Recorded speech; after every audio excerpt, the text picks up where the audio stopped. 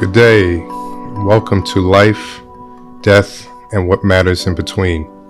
I'm your host, Perry Limes, and today I'm pleased to be welcomed by Senator Malcolm Augustine, 47th Legislative District, Prince George's County.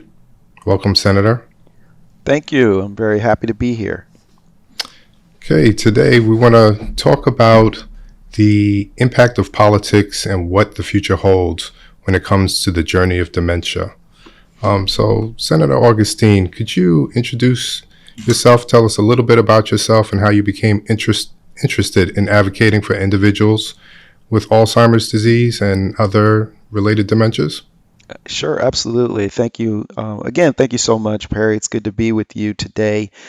Uh, I didn't grow up around Alzheimer's disease and dementia, but it's something that I do know of in my family. One of my grandmothers, she suffered from it at the very closing of her life, but that's really not how I really got um, attached or involved in this here in Maryland. Here in Maryland, live in Prince George's County, small town called Cheverly, and one of my neighbors, um at the time, he was a delegate and then became the county executive for Prince George's County, Rashawn Baker, who is also a candidate for governor now. Uh, Rashawn is a mentor of mine, and Rashawn and I would just literally like just go to his house, knock on his door, and just be like, "Hey, let's do this or let's do that." And he appointed me to the Prince George's County Cable Commission. It was the beginning of my work in public service, and then he subsequently appointed me to the WMATA board, where I represented Prince George's County with the Metro, the transit system. And he's been very supportive. He's supportive of me running for state senate. When I would just literally walk over there to his house, knock on his door, and I would come into his home, um, he was always there, and he was always there with his wife, Krista Beverly. And Krista, uh, she had early onset Alzheimer's disease, and it was very much debilitating. And he cared for her in a way that really touched my heart. He did everything for her. She passed away not too long ago, after 10 years of living with this very debilitating disease. And we just acted as if everything, I didn't treat it any kind of different sort of way, but I was keenly aware of how much effort this person, who at the time is county executive, he's got all these responsibilities, and he has a full-time job caring for his loving wife who is really suffering. And that that character that he had and how he demonstrated it and what was the life of that really is what got me to really become a real advocate for people, their families, and for those who are suffering from Alzheimer's and related dementia. Wow, that is an amazing, amazing story, especially since you've seen it kind of go from different stages and witnessed it firsthand. So thank you so much for sharing that. Um, yeah, in prior episodes, as we've discussed, we have a composite patient that we've put together. So reminding the audience, you know, Joe is a African American gentleman, 66 years old, and he's worked as an elementary school teacher. And so Joe represents many individuals in the community. Um, when talking with families in your district who have a loved one with dementia, like the gentleman that you just shared, um, what are some of the ways that you as a senator can help with your constituents? Absolutely. So, what we do when we receive phone calls or inquiries from folks. What I typically do is connect them with the Prince George's County Health and Human Services. And it would be the same for others in other counties where their local health departments do have resources available, and sometimes also have people who are there who can help to navigate the services, the what is available for those who need the caregivers, care for caregivers. I find that those are very good places for people to go. I also will direct them to a local Alzheimer's Association chapter for those who are suffering from Alzheimer's. Similarly, there are also dementia societies as well. And so we will get them connected to local support groups who have experience in the area and can help um, these folks navigate these very difficult situations. That's awesome.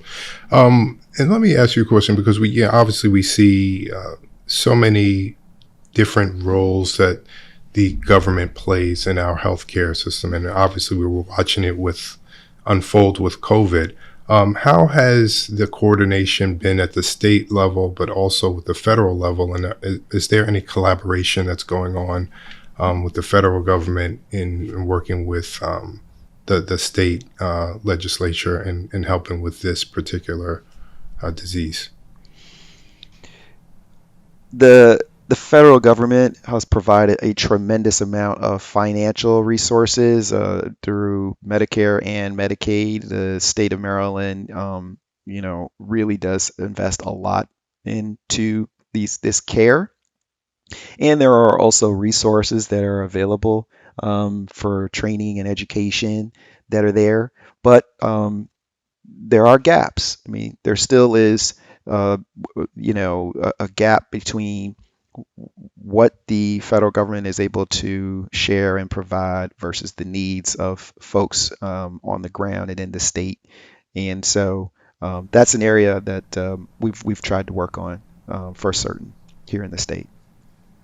Well, that's a perfect segue because communities of colors usually experience health inequities, and they have challenges getting some of these resources and assistance, especially when trying to navigate dementia, that at least the dementia diagnosis.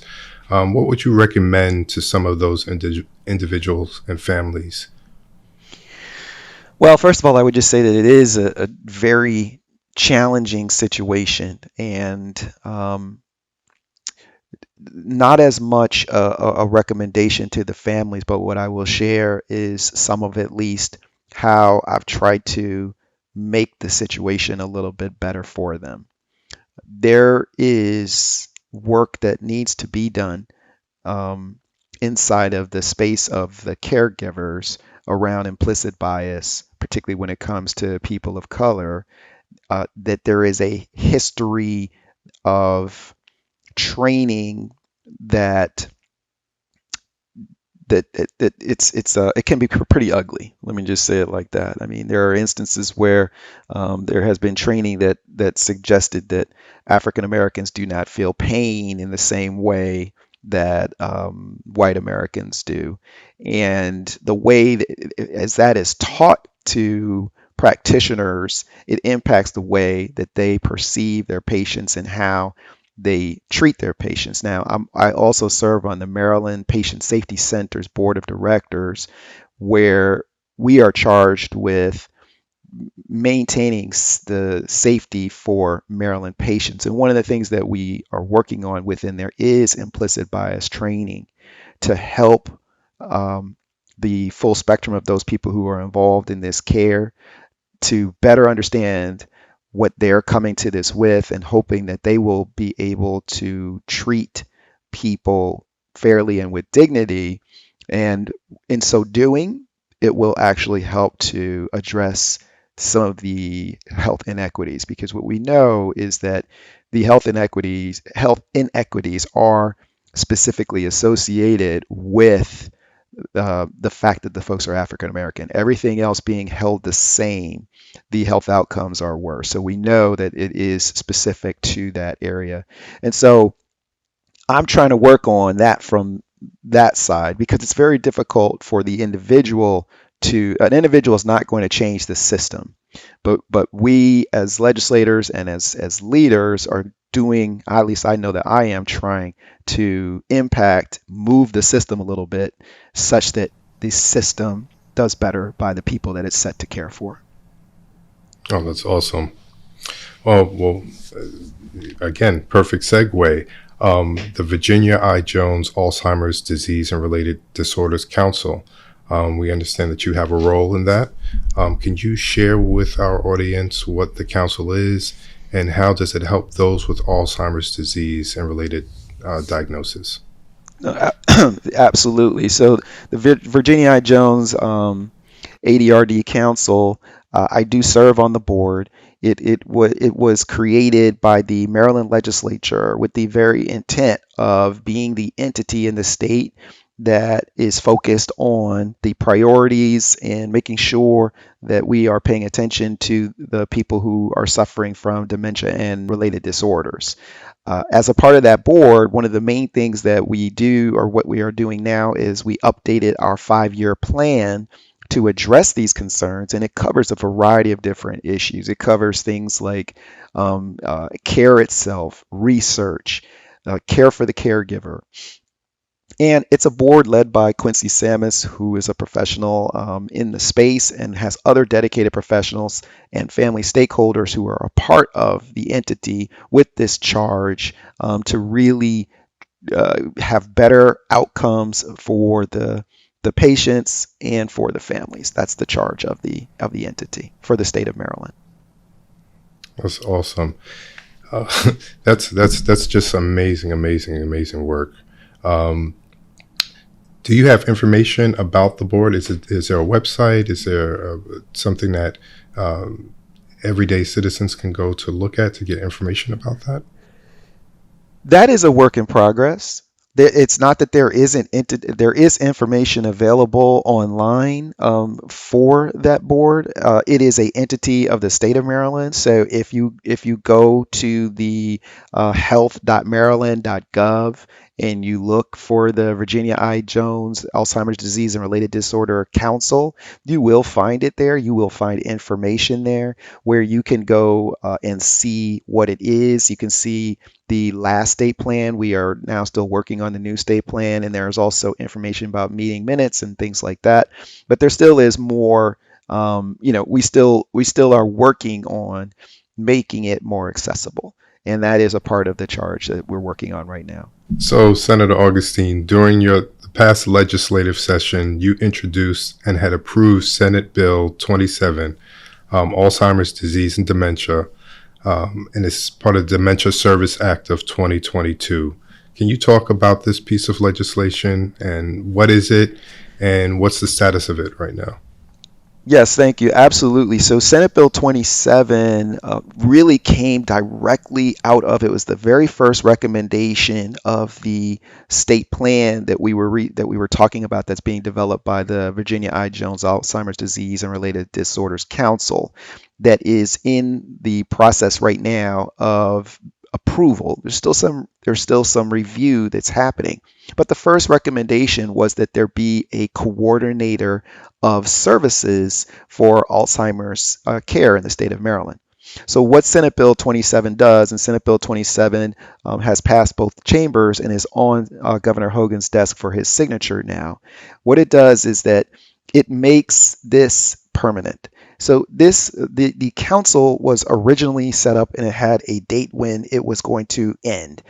The first thing that this piece of legislation does is it says that this is something that is important, that we want to make sure it remains active, and so it removes the termination date on this. We do that often in the legislature because sometimes things we find, we want to make sure we look at them again to make sure that they are still something that's useful for the state.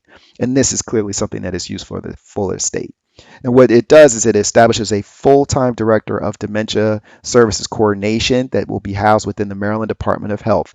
Its responsibilities will be staffing and managing the council, Obviously, the council that I sit on, it will be charged with implementing that state plan on Alzheimer's disease and related disorders, identifying and applying for grants, coordinating with other state agencies, and assessing and analyzing statewide data related to dementia support, dementia specific training, and outreach efforts.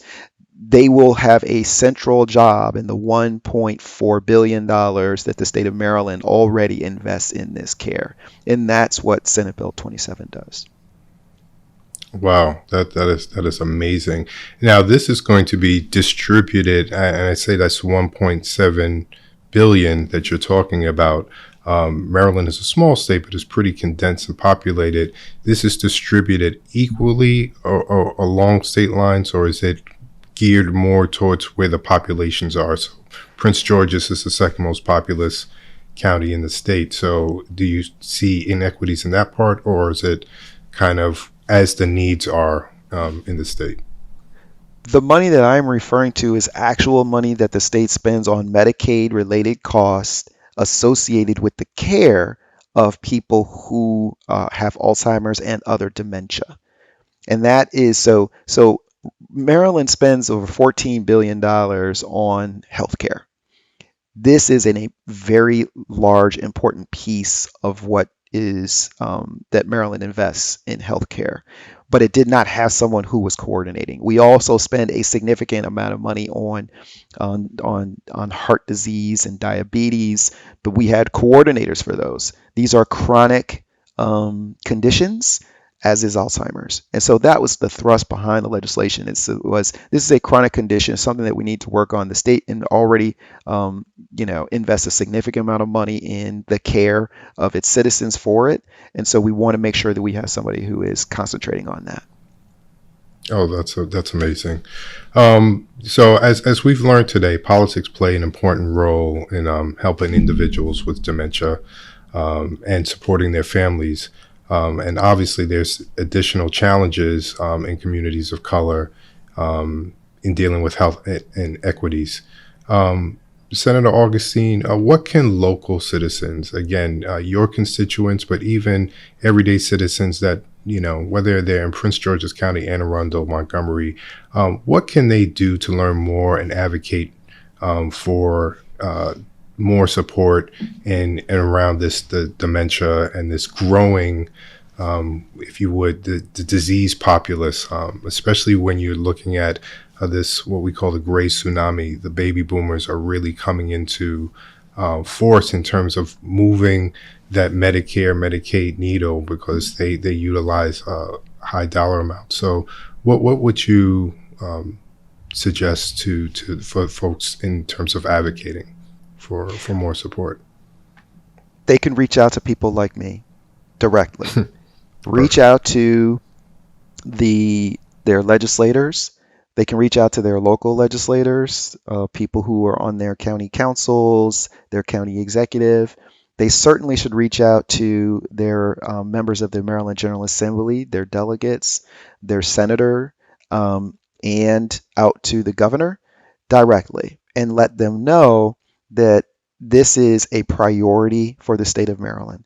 There are a number of, we have to make choices and decisions when we are finding where we're going to invest the money of the state of Maryland. And that is a process that we have to go through.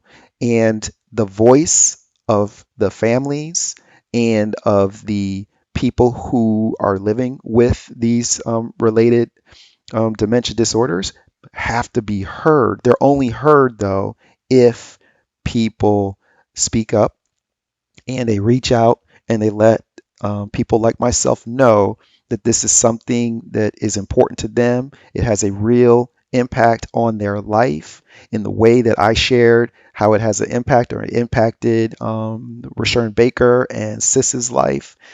That touched my heart. We're people.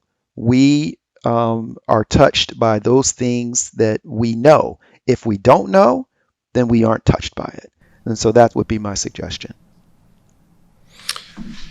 With that, Senator Augustine, it is great to know that there are elected officials that are listening to the people. And I think it's hats off to you, because many times we get into a mode where we feel like we don't matter, but if enough voices speak up, it does matter. And obviously there are ears listening like yourself that are trying to make a difference in everybody's life. So with that, Senator, I want to thank you for your time today on our podcast.